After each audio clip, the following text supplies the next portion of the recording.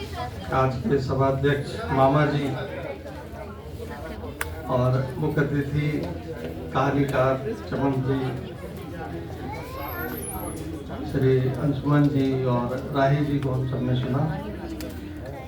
मंजू सक्सेना जी और दुबे जी ने मुख्य वक्ता का बहुत अच्छा अपना योगदान दिया और लगभग सारी बातें कह दी। जो बची थी वो राही जी ने पूरी की, पर फिर भी कुछ चीज़ें हैं जो मुझे कहनी है। एक कहानीकार और एक उपन्यासकार के नाते मैंने ये कृति पढ़ी और आज ही मैं सुबह जल्दी उठ जाता हूँ, तो 2 शिफ्ट में पढ़ ली, 8 बजे तक पूरी पढ़ ली, 4 बजे के बाद से। तो जो कहानी या जो कथा अगर आपको पढ़ा ले जाती है तो वो उसका पहला एक गुण है कि अपठनीयता बहुत है। लोग थोड़ा पढ़ते हैं और रोक देते हैं कि अब आगे क्या पढ़ें। जब ये पूरा पढ़ लिया तो मैं काफ़ी चीज़ें बोलने वाला था और आप लोगों की क्षमता भी देख रहा हूँ कि श्रोता इतने अच्छे हैं।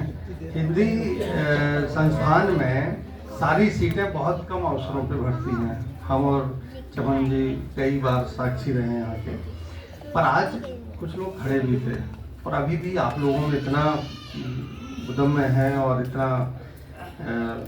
है कि अनिल जी के प्रति प्रेम है कि आप सब अभी डटे हुए हैं और मुझे पूरे 60 मिनट बोलना याद रखिएगा। और फिर चमन जी बोलेंगे 1 घंटा और फिर इसके बाद डिनर होगा, इसके बाद घर जाइएगा, है ना। सारा भुगतान कौन करेगा आपको सबको पता ही है, सभाध्यक्ष मामा जी। हमारे बुंदेलखंड में मामा जी को बड़े ही हम लोग मजे में लेते हैं और हमारे बगल में बैठे थे। अब थोड़ा पहला परिचय नहीं तो हम तो जेब से रुपए भी निकाल लेते। तो भांजे ऐसे ही होते हैं और भांजे का जो सुख होता है, जो मामा देखता है, वो केवल यहाँ मामा नहीं देख रहे हैं, मामी भी बैठी हैं अनिल जी की और परिवार के लगभग बहुत लोग हैं और जो परिवार के हैं, रक्त संबंधी हैं, उसके अलावा भी जो अरविंदो पार्क के साथी हैं, उनमें कितना प्रेम है कि वो अनिल जी के इस कार्यक्रम से जरा भी ऊब नहीं रहे हैं, सुन रहे हैं सारी चीज़ें। इसमें 2-3 चीज़ें मैं कह दूं क्योंकि वो रह जाएंगी। एक तो जब आप इसको पढ़ते हैं या आपने चित्र देखे तो देखिए कि संयुक्त परिवार हुआ करते थे, अब भी हैं। मैं भी 7 भाई बहन हूँ, मेरे पिताजी भी संयोग से 7 भाई बहन थे और मेरे ग्रैंडफादर भी 7 भाई बहन थे, ये एक संयोग है। तो हम लोग 40-42 भाई बहन हैं टोटल मिला के और मुझे अपने 11वीं पीढ़ी तक का मालूम है। तो हमारे भी जो बाबा जी थे, हम लोगों को बहुत प्रेम था उनसे। हमारे जो नाना जी थे, यानी मैं इंटर में पढ़ने लगा था हाई स्कूल में और मैं ये नहीं मालूम था कि मेरे सगे नाना कौन है। इतना अच्छा संयुक्त परिवार था। हमारी अम्मा जी केवल 2 बहनें हैं और उनके 10-12 भाई थे। अभी भी शादियाँ होती हैं, सब लोग आते हैं। तो बड़े हुए तो पता चला कि जो इनको मैं नाना समझ रहा हूँ, मैं अपना नाना रियल, वो तो नाना जी के छोटे भाई हैं और जो सबसे ज़्यादा जिनसे हम बच्चे भय खाते हैं वो रियल नाना है जो घोड़ी में चढ़ते हैं। तो एक तो संयुक्त परिवार का एक बड़ा अच्छा चित्रण मिलता है, प्रेम मिलता है। और फिर ये आत्मकथा, अभी जब कभी इसकी चर्चा होगी तो मैं सिद्ध करूँगा कि आत्मकथा नहीं है, पर अभी ये मौका नहीं है। ये आत्मकथा से भी बढ़ के एक जो संघर्ष होता है, हम सबके जीवन में संघर्ष है और दुख और सुख एक सिक्के के 2 पहलू हैं। हमें अगर सुख भी मिल रहा है तो दुख भी मिल रहा है। दुख अगर आपको नहीं मिलता है तो आप सुख की कोई वो आनंद नहीं उठा पाएंगे उस सुख का। एक 15 साल का बालकी कहेंगे उसको, जो अपने बड़े भाई को लेके और कैसे कैसे वो जाता है और कई अधिकारियों से बात करता है और डॉक्टर से भी डट के बात करता है कि हम दोनों भाइयों को फेंक दो यहाँ से, हमारे पीछे कोई नहीं है। हम इतना प्रेम बड़े भाई से। और जब बड़ा भाई नहीं रहता है तो वो दुख भी झलकता है और विवाह होता है, संघर्ष होता है। नौकरी, हम लोगों की एक ऐसी पीढ़ी रही है कि नौकरी एक जरूरी चीज़ें बन गई थी। बहुत सारी कमियां थी, कई तरह के आर्थिक संघर्ष थे। तो आपके जो पितामह, आपके जो बाबा का जो योगदान है कि अवकाश के बाद भी उन्होंने काम किया। आपके पिताजी के बड़े भाई, उनका भी योगदान है कितना अच्छा चित्रण है, नहीं तो कोई कहाँ इतना याद रखता है। मामा लोगों का इतना अच्छा योगदान रहा आपके साथ, मामियों का।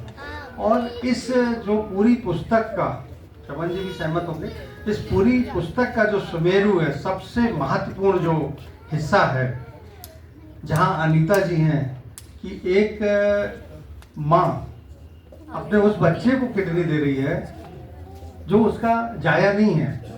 और एक चीज तो कहने से रह गई ना, मैं ज्यादा पता कर पाया हूँ कि उन्होंने खुद कोई संतान नहीं पैदा की। ये देखिए एक वचन कि अपना बच्चा अगर आ गया तो कहीं उसमें ना मोह मेरा हो जाए और मैं उतना प्यार ना दे पाऊँ इन दोनों बच्चों को। ये भी एक भावना उनकी रही होगी, क्योंकि जिस तरह वो बुद्धा पार्क में मिली अपने परिवार के साथ अनिल जी से, तुरंत विवाह नहीं किया, 4-5 महीने उन बच्चों से हिली मिली और फिर वो विवाह किया। तो ऐसी देवी तुल्य जो भारतीय नारी है अनीता श्रीवास्तव के नाम से, मैं भी उनको बहुत नमन करता हूँ।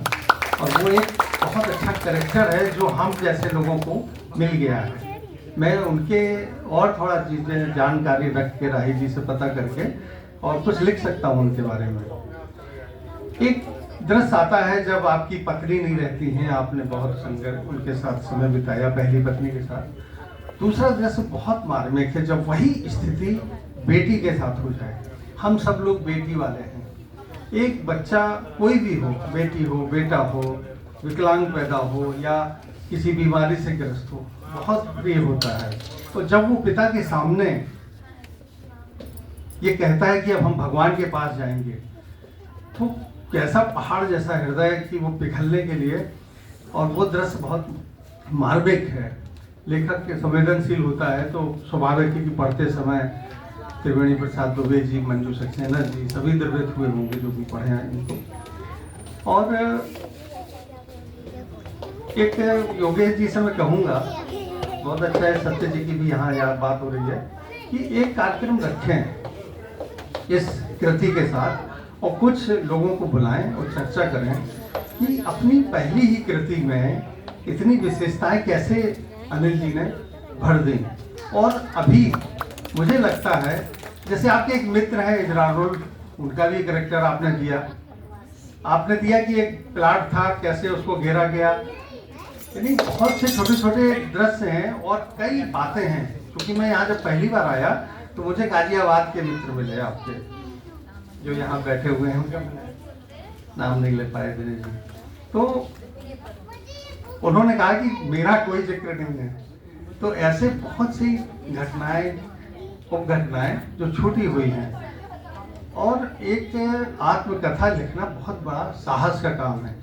तो ये जो पहली प्रतिश्रुति है आज जिसका विमोचन हुआ है, ये इनकी आत्मकथा मान के मत चलिए। ये इनके जीवन का अपना संघर्ष था जो इन्होंने बयां किया। अब मैं कहूँगा कि जो चीज़ें आपने छिपाई हैं, अभी बहुत सारी छिपाई जाती हैं, जो दोस्तों को भी बताएं, आत्मकथा वहाँ से भी आती है। और बहुत से जो हम ऐसे कार्य करते हैं उनको छिपा जाते हैं, जो समाज के सामने नहीं आ पाते हैं। पर मुझे नहीं लगता कि अनिल श्रीवास्तव जैसा व्यक्तित्व, कोई भी ऐसा व्यक्ति भी कभी पाप कर सकता है। पर्दे पीछे क्या है मैं नहीं समझ सकता, पर इनको देख के और इनकी किताब को पढ़ के कहीं से भी नहीं लगता कि इन्होंने किसी को पीड़ा पहुंचाई होगी। तो ऐसे व्यक्ति जो पर पीड़ा नहीं करते हैं, जो दूसरे की पीड़ा को हरने का प्रयास करते हैं, वो हमेशा पूज्य होते हैं और अनुकरणीय होते हैं। इन्हीं शब्दों के साथ मैं बहुत शुभकामनाएं देता हूँ। समय की बहुत कमी है, आगे कभी इस किताब पर फिर चर्चा होगी। और मैं ये एक आग्रह करके जाऊँगा कि आप सभी इस पुस्तक को जरूर पढ़ें, जो परिवार के सदस्य हैं, जो मित्र हैं, और इस पुस्तक को संक्रमण करें, फैलाएं चारों तरफ कि लोग पढ़ें और देखें कि एक परिवार में जो एकता होती है, जो आपसी प्रेम होता है, वो कैसे हम कर सकते हैं। अनिल जी का मैं बहुत आभारी हूँ, विशेष रूप से अपने अग्रज जो बड़े भाई श्री कैलाश जैन साहब का, जो हमारे सहयोग परिषद के महासचिव हैं, कि उन्होंने मुझे 4 दिन पहले अनिल जी से मुलाकात कराई। तो लखनऊ में रह रहे हैं, फिर कभी हम लोग मिलेंगे। और यहाँ पे अनिल जी के जितने भी पारिवारिक मित्र हैं और जो परिवार के सदस्य हैं, बेटियां हैं, बहुएं हैं, जो भी रिश्ते से जो भी हैं, कितने आपके चाहने वाले हैं। तो बहुत शुभकामनाएं। और मामा जी से अनुरोध है कि एक अच्छी सी पार्टी रखें किसी दिन, हम सब लोग वहाँ इकट्ठे हों। बहुत धन्यवाद।